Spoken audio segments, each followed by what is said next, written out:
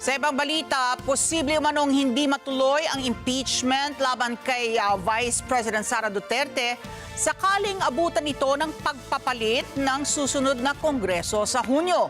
Ito ang pananaw ni retired Supreme Court Associate Justice Adolfo Ascuna sa gitna ng usapin ng pagkakabinbin ng impeachment proceedings sa mataas na kapulungan. Madeline Villar-Moratillo sa balitang yan.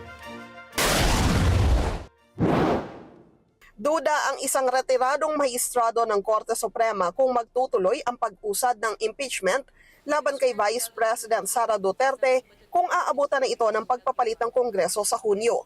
Paliwanag ni retired Supreme Court Justice Adolfo Ascuna, isa sa mga miyembro ng komisyong bumalangkas sa 1987 Constitution, malaki ang magiging epekto ng halalan sa Mayo sa kahihinat na ng impeachment.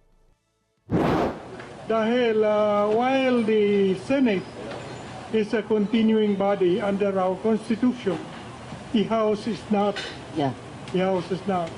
So with the elections that is scheduled in May this year, we will have a completely new set of representatives in the House of Representatives.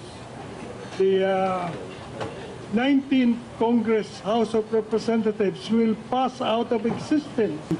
Hindi po continuing body ang lower house. Yeah.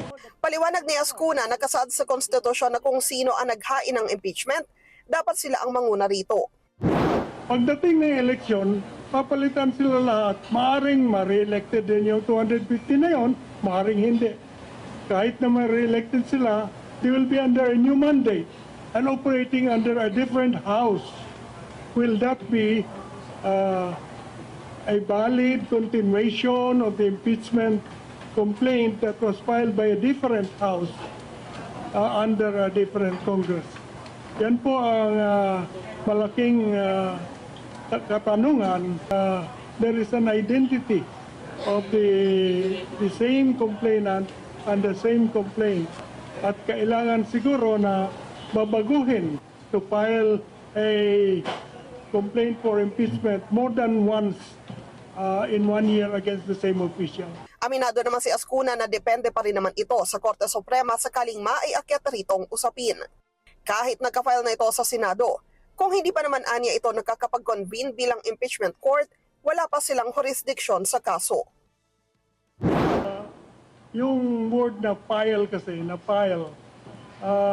whether or not it should be considered as complete, na na-file lamang doon sa docket ng Senado ay hindi naman tinanggap ng Senado dahil sabi ni Senate President Escudero, they have already adjourned by the time it was filed. They have to accept the articles as an impeachment tribunal. So they have to convene and accept the articles as duly filed with the tribunal. Kaya sa palagay ko, dapat mag-convene sila at umpisaan nila through recognizing that the articles have been filed with the tribunal and inform the House.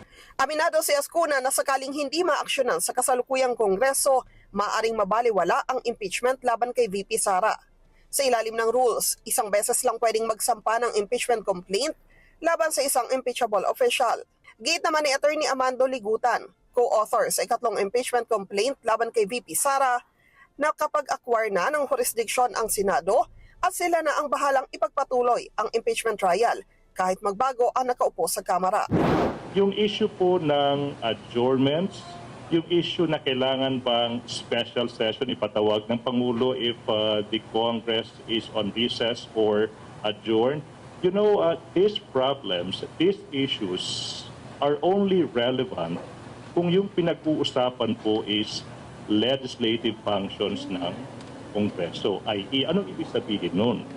Kung hindi po legislative function yung pinag-uusapan, irrelevant po yung usapan ng adjournment. Sa tanong naman kung may epekto ang pagsulong ng inciting to sedition complaint laban kay VP Sara sa impeachment, Ang tanong whether or not while pending yung impeachment Opo. proceedings, pwede ba mag-file ng criminal case on the same grounds? Yeah. Halimbawa, high crime high crime. Oh. Pwede dahil iba naman yung criminal case. Ang purpose nun is to send her to jail, whereas in impeachment, the purpose is to remove her from office. Madeline Villar Moratillo para sa Mata ng Agila. Matatag, matapang, matapat. Maraming salamat sa inyo pong pagsubaybay sa Mata ng Agila Primetime.